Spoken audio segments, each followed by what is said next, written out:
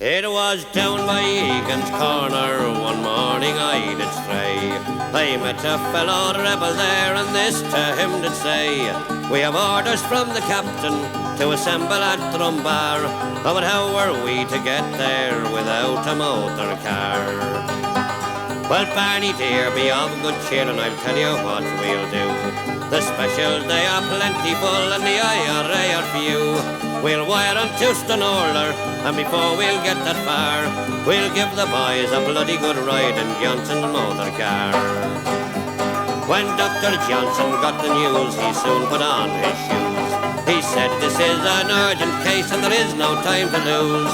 He then put on his castor hat, and upon his breast a star. You could hear the din going through Glenfin of Johnson's motor car. Well, when he got to the Reeling Bridge, the rebels he saw there, he knew the game was up with him, for at him they did stare. He said, "I have a permit to travel near and far.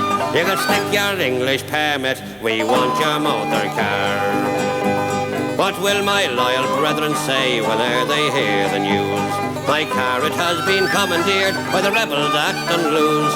We'll give you a receipt for it, all signed by Captain Marr. And when Ireland gets her freedom, you'll get your motor car. They set the car in motion and filled it to the brim. With rifles and with bayonets, this made old Johnson grim.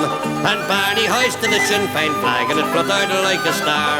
And they gave 3 cheers for the IRA and Johnson's motor car.